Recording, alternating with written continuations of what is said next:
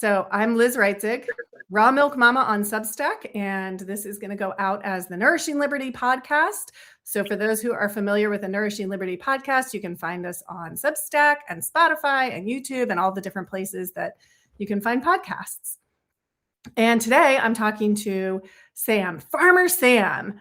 And if you're not familiar with Farmer Sam, get familiar with Farmer Sam. She publishes on Substack, and you can fill in if there's anywhere else to find you, on food security things. And both Sam, you and I talk about food security like all the time. Like we're like the drumbeat, the food security people. The tsunami's coming. Do you have your food?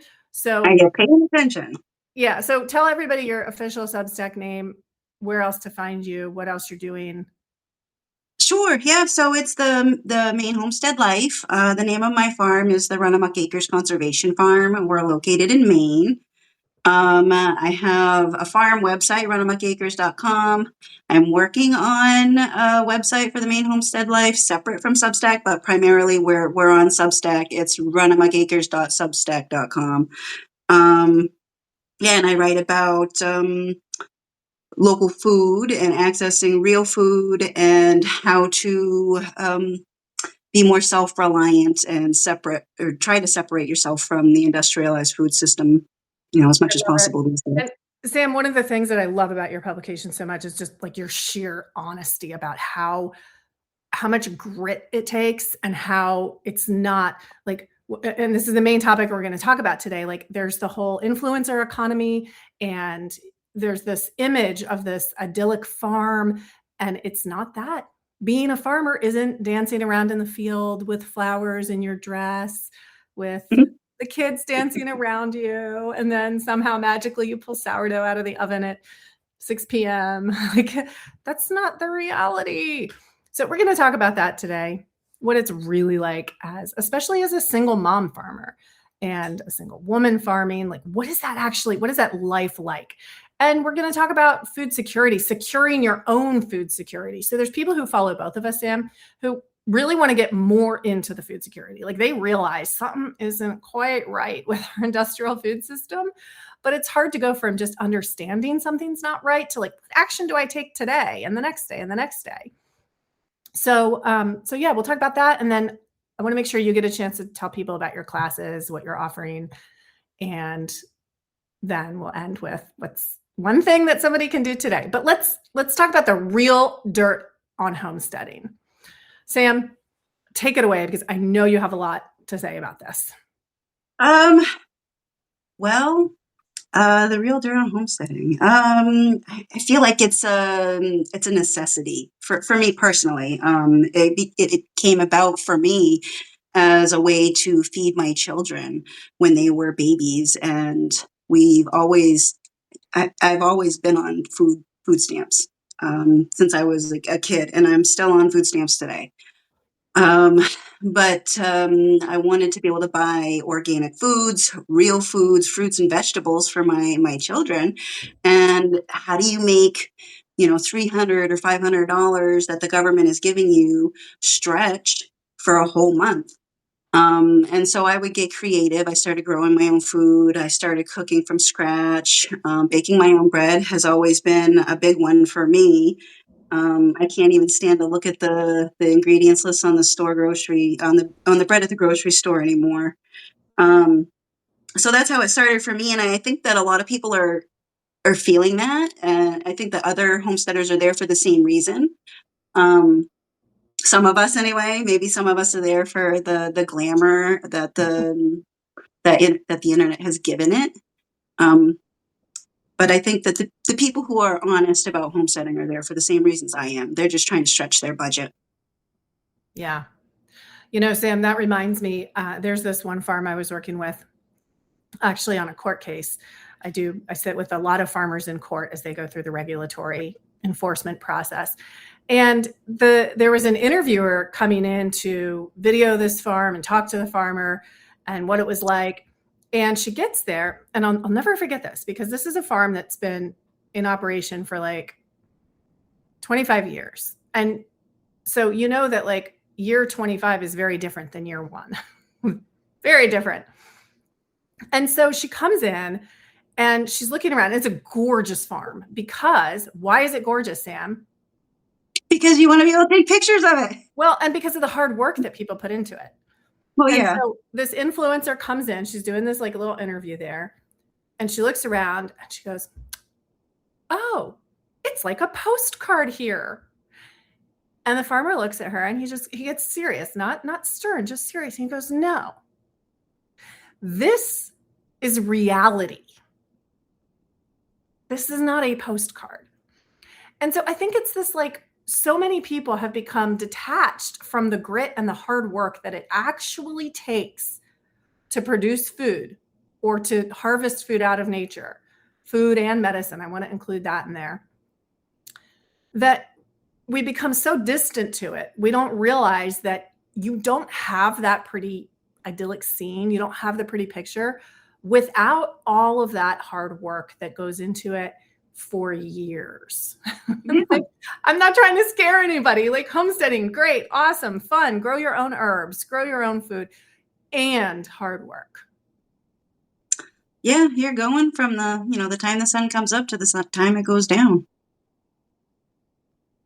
And sometimes it's like you're out, like hay season, right? The farmers who make their own hay, you have to do it when it's ready. You have to get it in between the rains. Yeah, no, hay season for me is pretty interesting, and I've lined up help before. I had a friend I lined up once before, and he was a farmer's child. Like he grew up on a farm. And so he told me he would be there to help me. And then when hay season come around, it happened during the middle of the week. It happens when it happens. You're waiting for the weather. You got to have like 3 days of sun to dry the grasses so they can bale it up. And then once it's baled, you got to get it out of there because they need those hay wagons ASAP for the next load. So yeah, it happened during the middle of the week, and he wasn't able to help me. And so then I'm scrambling to find help to move 400 bales of hay. Yeah, and I was just on a farm over the weekend, and it was like we were doing the things that had to be done in between the 85 degrees and the rain. So Yeah, transient, and it has to happen when it has to happen. yeah, yeah. So, we were talking a little bit about like the perception, maybe the influence. I don't know. How do you want to say it? Like, I think the influencer economy, so to speak. I don't have all the right words for it, but there's something going on with people who look at social media, look at, not going to name any names, but look at certain farms that are presenting themselves as so beautiful and perfect, and they're not actually farming for a living. And it can be a little bit deceptive. It's like misleading, I want to say, that you can do this too, and you can't. Like, you can't step into something that's really fully funded by an outside source, whether it's inheritance or grants or the actual sponsorships. So can you speak to that for a moment of just how much do you see that inaccurate perception influencing what people think actual farming is or homestead? I think it's pretty huge right now in TikTok and Instagram and Facebook Reels. It is misleading because, like, for someone like me trying to do it all by myself, like I get a little bit of help from my son, but it's not his thing, and so I don't want to abuse, that assistance that he's willing to offer. But there's no way that someone has that much time and energy every day to do the stuff that they're and still have it look picturesque. Like I want my farm to look pretty too. And it does, but it takes away from other things. Like I no longer have chickens. I'm not Right. going to do chickens. Yeah, it just is like, where do you want your time to go? And so these people they're giving the wrong impression. Like they're misleading people into homesteading. And then I've seen so many people get into, they either buy a property in the area, they start a farm, and they're doing it for 5 or 6 years, and then they're out of there. Or It's it's too like much. a hobby, right? Where Yeah. and there's nothing like I don't want to disparage that because like right now we need everybody who can possibly put a seed in the ground to become producers. We need Yeah. all of it. And what I want to say about it is that I love how you're transparent about the realities of it. There's no sugarcoating it, and you share the bad news. You share like a lamb died, or this is what I didn't get done this season, or like last year, like your garden went to weeds because you had to take off farm income. So there's just going into it with the expectations that, hey, Sam, are you going to be dancing out in your fields in a pretty little dress this summer? Like, or I don't even own a doing dress. backflips in your new overalls. That would be, I would do backflips for new overalls. Yeah. Don't hurt yourself though. Yeah. Yeah, I can't afford that. Yeah, but I think But no, it's really about like having the right perception, and also like understanding that you invite people in all the time. You're like, come and look at this. Like today, you did a pruning video. Like, here's how you prune a tree. So we can have that sense of community, and we can have that encouragement of each other without pretending like it's something that it's not. that's why I like Substack, because I feel really safe there. Like, I don't feel safe to make videos and post to Instagram or Facebook or TikTok unless they're perfect. And I just don't have time to make perfect videos. You know, it takes setup time with the camera, and then you got to go and do all the editing. And I don't have that. And I'm not super comfortable on film. So Substack feels more welcoming to me. It feels safer, and I can kind of play around with these videos with people like you who make me feel comfortable and safe to share. Well, I'm really, really glad to hear that, Sam. And I'm glad that you're willing to share. Uh, there's one more thought. Oh, yeah, I would rather my farmers be farming than making multiple videos. Like, Right? we need more Give us some farmers. food. Yeah. Yeah, and that Yeah. being said, like, I do understand how important it is to show process and to invite other people in who maybe have no idea what Well, a that's the carrot. marketing side, right? Yeah, That's what I'm participating in your workshop tomorrow for, is this the marketing side of things, and keeping the farm looking attractive so that you can take pictures. That is part of the farming, it's the business side of things. And that's a whole nother, yeah, that's a whole nother thing. it's a whole nother thing, right? And we're in this like, I feel like we're in this really strange in between place. Like we all have this sense of like, we see the collapse happening. We're in that generation. We see it happening. We have this sense of we got to be doing this and this. And then we don't necessarily know exactly where to put our efforts each day, especially like those of us who are concerned about food and growing our own medicine through herbs and uh, the community aspect of it. So it's an interesting place to be. But what I love about Farmer Sam's publication is just how transparent and honest, Sam, how you are so transparent about that. And you also bring people along without like that layer of, look at how perfect it is. It's Yeah, never no, it's not perfect. perfect. It's messy. The Yeah. life of a single lady is messy, and then you tie a farm into it, and it makes everything that much harder. But this is what I love doing, and I'm not going to change. So And you're really I good. don't want to change. I could change. I'm 45, so I could change if I wanted to, but I don't want to. I Yeah. like my farm. So, And what all do you produce there? so right now we are producing lamb, but only seasonally. That's available September and October, and I pre-sell shares. I have farm shares available for my local community, and lamb cuddling sessions are available on the weekends right now. Um, Irresistible. yeah, no, they're super cute. I have to make some more videos actually to share on Substack. Consultations in person or in Zoom. And then obviously there's the blog. Anybody can become a paid subscriber. I have a couple of books. One is called How to Buy a Farm with No Money, and the other one is The Resourceful Farmer's Guide to Raising Sheep. Okay. Um, yeah, and then of course you can donate. I would accept money, or there's like a whole list of stuff that I need, and that's posted.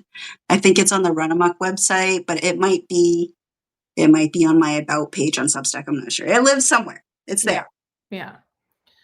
Yeah. So let's talk a little bit about food security. That's what we talk about all the time, you and I. and the Maine Food Sovereignty Amendment to the Constitution, and what that means and what it doesn't mean. So, Sam, what would you say?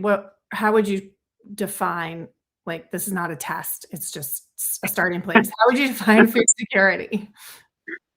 I wanted to get it right, so I actually looked it up. Oh gosh, oh my Yeah. gosh, I'm so impressed. So, that was in 2011, a bill was passed to oppose any federal statute, law, or regulations attempting to threaten our basic right to save seed, grow, process, consume, and exchange food and farm products. Then in 2017, it became law, and it gave the municipalities the right to regulate their own food systems. Every town has to vote to accept the food sovereignty policies. And then in 2021, Maine actually made national history when we approved the state constitutional amendment, which recognized the right to food. And that was voted on in a 61% favor. So they Wow. did actually, yeah, the FDA did come back on us a little bit, and they put some pressure on the state to impose regulations on meat and poultry. So we still have to adhere to whatever state and federal regulations, Maine has in place for that, which is why I pre-sell my lamb shares. Yeah, yeah, yeah, yeah. We all know about that meat processing. Yeah. Yeah. So in New Portland, where I live, we actually, I think it was just a couple years ago, they voted to accept the food sovereignty policy.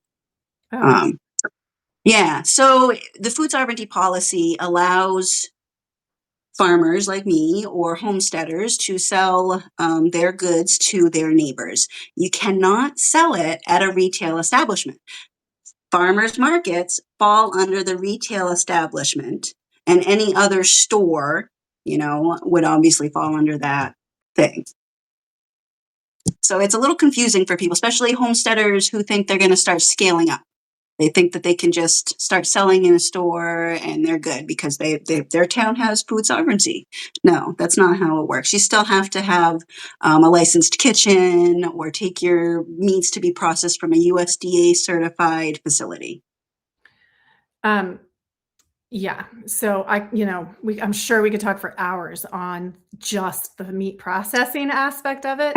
But so if I were going to say, like, in a sentence, what food security is for me, the way I define it is it's having access to safe, clean food within a easy walking or biking distance, so Yeah. that we all have that. We can all have it. And the way that the Maine, let me back up for a second here. I'm kind of like stumbling over my own words. The work that I do in helping farmers grow and in helping them understand the regulatory hurdles and overcome them, often, a lot of people come to me, a lot of farmers, a lot of people, oh, well, what about Maine food sovereignty? That's great. We need to do exactly what Maine's done. And I think it is a great model. It's got good language. It talks about the importance of people being able to decide for themselves their own It's a food. start. Yeah, it's a good start. Does it do everything we need it to? No, I mean, because you're still limited by what you can produce in your region, right? We can't produce rice in Maine. Um, so it's still restrictive. You're still going to need industrialized access. Yeah. Well, I mean, one could argue, like, no, we don't. No, nobody in Maine needs to eat rice, right? I mean, and obviously, like, that's an extreme argument. So I'm not making it, but one could say that doesn't mean that you wouldn't have access to enough safe, clean food. Like, look at the meats that you can produce in Maine. Look at, like, the dairy products that Yeah, year that it was round. a win actually, because that dairy was not excluded from our food sovereignty. So that's a pretty big one actually, What is? that we were able to have dairy under the food sovereignty policies. Can you say more about that? Like, what's actually happening on the ground there with that? With dairy, well, just there's so many regulations, right? I mean, you would know better than I about the regulations on dairy, Yeah. but they have made it impossible for small scale farmers to produce dairy products, And cheeses, and milk. sell retail, but the food sovereignty bill. So our farmers, like, I can understand and read the regs, but I don't know what's actually happening on the ground. Are there farmers who are using that food sovereignty amendment to become producers and make a viable go at it? There are people who are selling dairy products under the food sovereignty. I don't know that they are necessarily viable. I think time will tell. I haven't seen enough local farms doing that yet, like long term. Like I've seen it for a few years. Yeah. We have one in New Portland who's doing it, but it's not.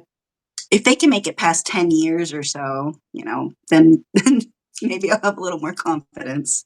Well, I think one of the main points about the benefits of the amendment is that it opens a door. But once that door opens, are you going to walk through it? And that's the question that like more farmers could ask, more people could ask themselves, like, hey, here's this open door. Are we going to walk through it? And like you say, it's about people going just that exchange, that one-on-one exchange. It's not this huge scaling up. It's not getting un, uninspected meats sold at retail establishments, right? But it opens a door for more people to do local, hyper local production, which that's a great door to have open. But now we need to ask more people to walk through it. That's my take on it. That's my feeling on it. And yes, like if other states, is it even possible to do that in other states? Because every state, like the state legislatures are so different. And Mm. the people, and obviously if it's an amendment, the people voted on it. But that's quite a process as well. So do we have enough, is the ideology far enough in the direction of independent food production that it's even possible in other places? And I would say no to that. I would put a big no on that. What do you think? I think up till this point, I think you're right. It would be a no, but I think the next 6 months are going to push some people in the other direction. And why would you say in the next 6 months? Give me 1 second. Go ahead and answer that. It's just because I have enough. Well, we've got the war and the issues in the Strait of Hormuz where our farmers are not able to access fertilizers, and this is planting season right now. Farmers are trying to plant their crops right now, and they're not able to access the things that they need. So 6 months from now, when our harvest is supposed to be coming in, I don't know what we're going to have. Our small scale farmers will probably be in a better position because a lot of them are already organic. They're sourcing other fertilizers. They're not using the GMO seed or the synthetic fertilizers. Um, so I wonder, it'll be interesting to see over the next 6 months or so how that impacts Well, you just food opened up culture. a whole nother can of worms. Should we talk about this? Should we go I think there? people should be thinking about it. I am scared personally. Like I am seriously like, what do I need to grow to be able to survive next winter? And I need to grow as much as possible so I can free up my cash to be able to buy heating fuel for my big old farmhouse. I, So I want to dive into this, but I also want to just check in. Everybody who's listening, thank you for tuning in. This is great. If you have questions for Sam, I mean, this is your time to ask her amazing questions. She's got amazing answers. And do you have questions about our food security over the next 6 months? As we discuss this, like maybe you're going to hear about something that you haven't heard about before. So feel free to jump in the comments and ask for a clarification or toss in your own opinion on things, and we'll do our best to answer. So, Sam, all right, let's see the facts. I'm going to give like a really brief skeleton, and then maybe you can flesh it out a little bit more. So we've become completely dependent on artificial nitrogen for our soils. And I'm talking about like the big industrial food system. I'm not talking about any one or other farm in particular. And so that synthetic nitrogen is manufactured in Places not here. Places that have to go through the Middle East and the Strait of Hormuz. And right now, as I think everybody's aware by now, those ships are just not moving anymore. In addition to that, that's one point on the map, right? In addition to that, the fuels that fuel the farm equipment and your furnace and so much of our lives, those Well, and it fuels. trucks a lot of produce to us also. Yeah. How much of the food in the grocery store is from America? Well, and if it is, it's from California. Yeah. And we are nowhere near California. Right. Right. So we have all of this fuel. And like, I want to also balance this. Like, I'm with you.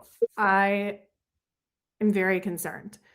I'm also like, I don't want to get unnecessarily doomy, because I think that like we need to be able to still function, right? Like we can all just spiral down really fast, but then what? And I'm also like an apocalyptimist, right? I So like if you're that. in my area, know where your pawpaw trees are and grow your own herbs and get a dairy goat, right? Get some chickens.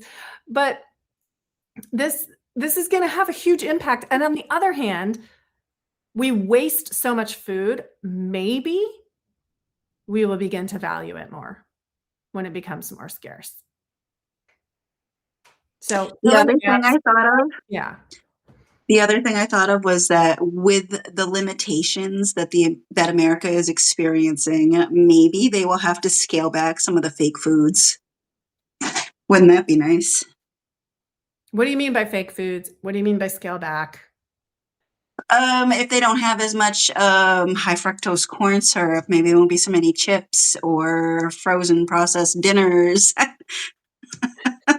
I'm still thinking about what we were serving at school, and it was just, that's what it was. So much of it was fake food. It was terrible.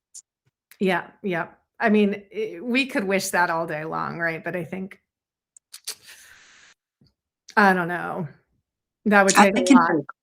I'm going to have my hopes and dreams. And of course, there's also like all the current and emerging lab grown foods too, but it is like the scarcity, from whatever reason, the scarcity gives us an opportunity to view our whole food system differently. And it gives us an opportunity to, I'm going to say, take collective action to make the changes that really need to happen if we want to have true food security in our households and communities.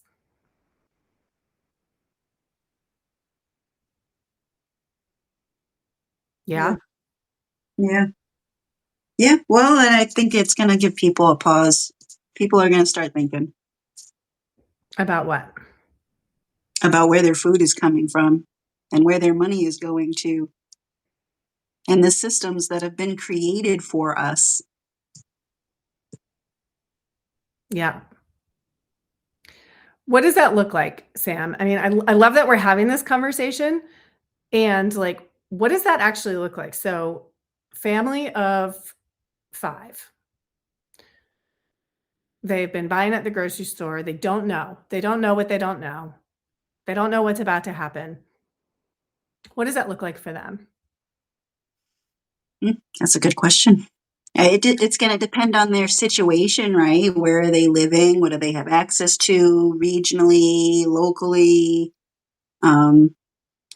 You can only talk on a state-by-state basis, I think, really. Like Maine, the MOFGA just petitioned Hannaford, one of our largest grocery chains in the state, to start sourcing carrots from Maine farmers rather than bringing them from California. Yes. So we have had no carrots on our shelves in the grocery store, and Maine farmers grow beautiful carrots. Carrots love to grow here. Yeah. And that's just one example. There's a lot of other products that could be sourced from Maine. Like, we're also a potato state. We grow fabulous potatoes. I have to really hunt to find Maine potatoes in Hannaford. So I think there's an opportunity. The families, we all need to learn to eat seasonally. Yeah. And I Absolutely. think we've seen notes on Substack this past weekend about that, about, you know,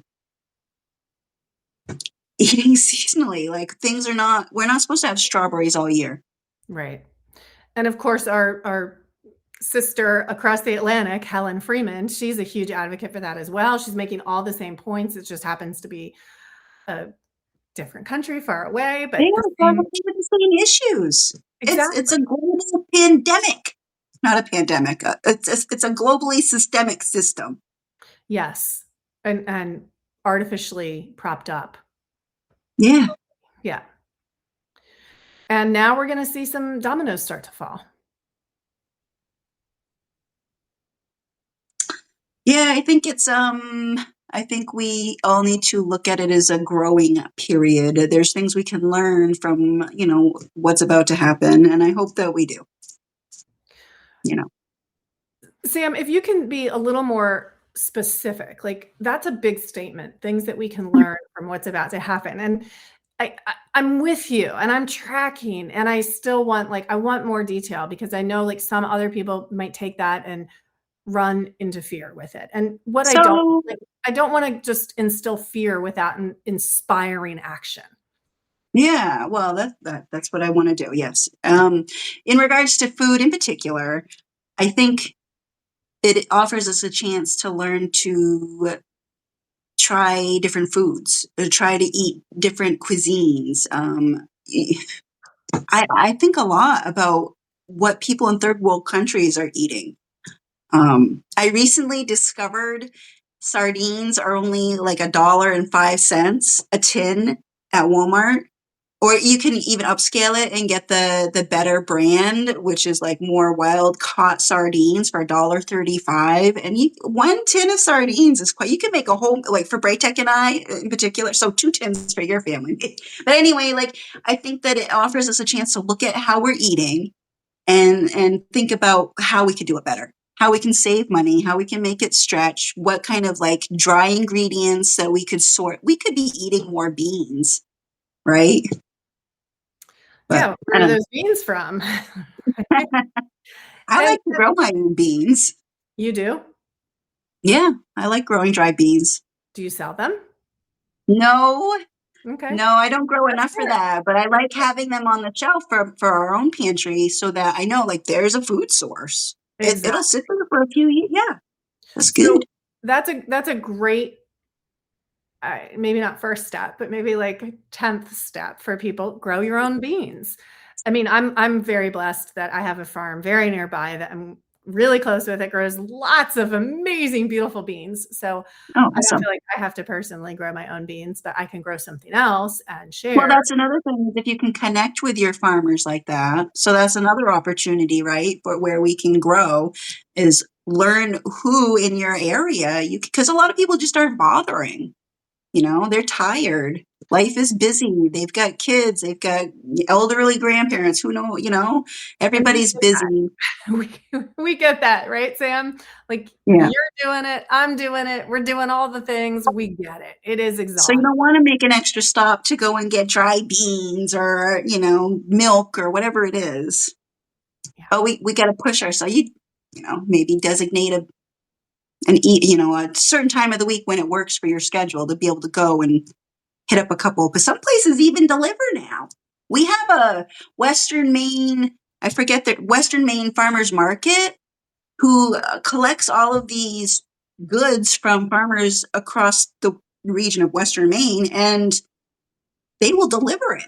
They will Wow. even deliver it. They have a route that they make. So I don't know what exists in other states, but it might be there and people just don't know. Yeah, it's logistics are a huge thing, right? And somebody says Yeah. cottage farm when possible. Yeah. So one of the things that I would like to see, and I know it's unlikely in the next 10 years, but it depends on how bad things get. But here I am in the suburbs.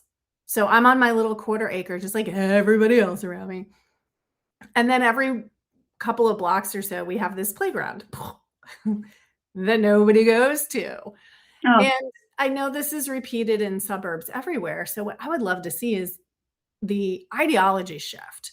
Right now we think like my house, my property, community playground that nobody goes to. But what if we started seeing, So sad. I know it's terrible. And you pointed this out last time too, like lawns. Like what are we doing?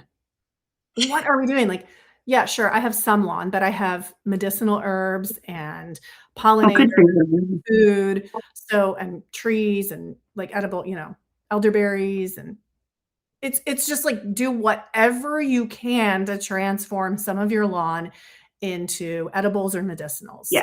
yeah, exactly. And then if we can rethink how we think about land use, The playground could be a park. it could It could be be a it could be a food forest. It right, could like be a green space where you can have edible plants growing and also like benches for people to sit. And I bet that'd be much more welcoming than some cold, hot metal or hot metal. Yeah, seriously. Or like how amazing would it be if there was like a cow or two for every 10 or 20 houses? Like bring the right. commons back, right? And actually use it for food production Mhm. or learn what's growing around you that you can harvest for medicine or food. Gleaning. There's Yeah. I've in our area, it drives me nuts because 'cause I'll see a lot of people have these apple trees on their lawns, but they don't do anything with their apple trees. So these apples are just for the deer or people are like, "Oh, I've never tried those." Why don't you just go out, take a bite of that apple? It might be really good. Yeah, and so there's all this food that's just going to waste. Yeah, there But really is a lot all around us if we know where yeah, to look. Like, yeah. oh, I will never forget, when I first started learning about all this food stuff and nutrition and food security and all that, like, I attended this lecture by this much older man. He was, like, really old at the time, and he talked about how his family literally survived the depression eating dandelions and the whole plant. It was the root, the leaves, and the flower. And he Mhm. had this like whole he had written books about dandelions. He had written cookbooks about dandelions. And I think it's really important for us to understand that these are not weeds. These are important food sources when and if and sources of medicine when and if we need them. Yeah. Well, I'm glad you mentioned that because that's another thing I plan on working on this summer is foraging edible foods around my property. And I think I'm going to write a series about it on Substack too. Just milkweed alone. I have so much milkweed in my and yes, I want to leave some for my butterflies. We had a lot of amazing monarchs go out last year, and that was fantastic. But I can take some of that, and Braytek and I can eat that, and that will be great. Yeah. So just things like I'm that that we excited could for do. that series, Sam, the foraging series.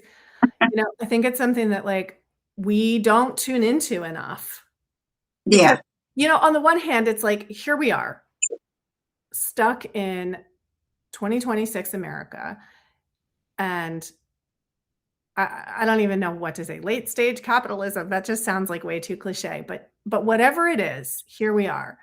And I advocate for small farmers, and that means paying them a fair and living wage for the work they're doing. Mhm. On the other hand, food is free all around us. Yeah. And so if we want to get back into a system where food costs time and energy, but it doesn't have to cost an arm and a leg, we can do that. We can do that collectively at the same time that we're actually valuing farmers' time and lives the same way that we value other people's time and lives, right? So it's this weird paradox, I think, and I don't know how to grapple with it at times because food is abundant, it's all around us, and like for millennia humans cooperated to produce and procure food, and now we're not. Yeah. We've lost our sense of community, Yeah. you know. We don't have the grandmothers to show us what is edible, how to prepare those things. I bought a new book just for cooking, the things that I'm going to forage this summer because I gotta watch John Gonter and see how he's cooking his milkweeds this spring. I mean, he's an amazing source of like inspiration and knowledge.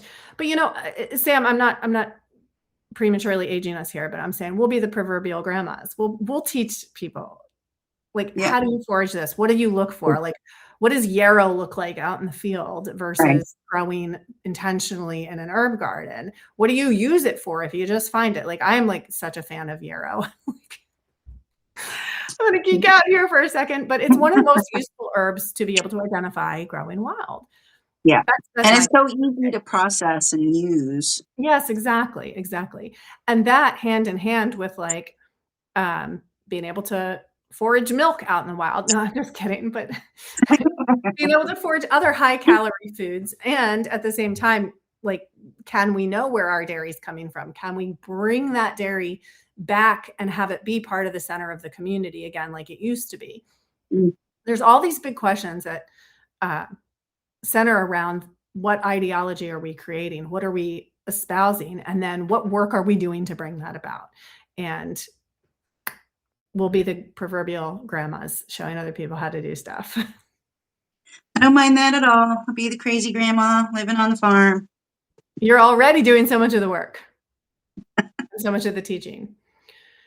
So I know we could explore these topics forever. Is there anything else you want to cover in this short little Substack Live? Check my notes here. No. Well, I want to end with this.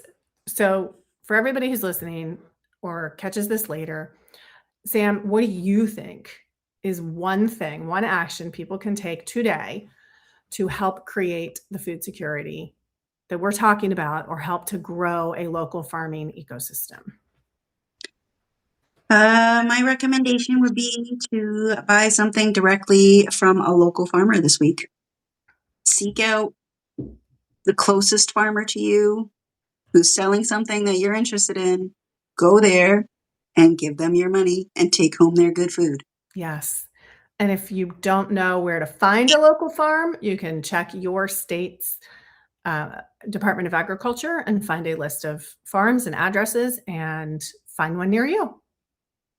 Yep. And then I would also add that if anyone is still following Facebook community pages or groups on Facebook, I follow a lot of different homesteading, bartering groups, and that's another good way to just connect with other homesteaders who are doing the food sovereignty. Well, that works for Maine, I guess, but I'm sure there's got to be others in other areas.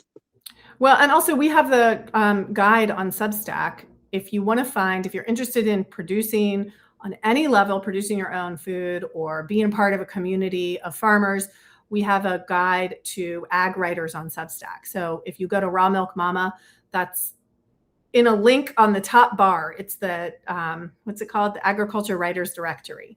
So find that, find what you're interested in. Follow Sam, of course, for amazing tutorials and content on production and food processing, and follow Raw Milk Mama if you are more into the policy side of things. I really get into the policy and the ideological shift that we need to get into rather than the specifics of how to grow certain things. So policy over here, how to grow over there with Sam. And of course, the Ag Stack directory. That would be a huge place where you can just find whatever it is you're looking for, whether it's people growing herbs or cattle. I love, cattle culture. Like he's like always posting about the cows and like the really old fashioned animal farming. I love it. So if I were going to add to that, Sam, I would say also one action is absolutely find a local source and buy from them and grow something, anything on your own. Well, that was my second one. I actually had two. The second one was make, bake, grow, raise anything for yourself. Look, we're in perfect alignment. Those are exactly the same top two, I would say. And well, thanks so much for having me. Can buy a cow and put it in their neighborhood park. Yes. I like that idea, actually. If they took turns, like feeding, today is this household's day to feed and milk the cow, and then the next day someone else does it. It makes total sense, right? Yeah. Yeah. We share the responsibility. We share the milk. What the kids learn a whole bunch of great things. We never run out of milk because cows produce milk every day. Yeah. And you get fertilizer. And you get fertilizer. I mean, it's just such a win-win. So, all right, Sam, this was great. Thank you so much. And I always like to say, eat for health, know your neighbor, and grow some food. And don't forget Thank to you. follow Sam, Farmer Sam, and I'll put those links in the notes, and Raw Milk Mama over on Substack. Thanks so much for listening.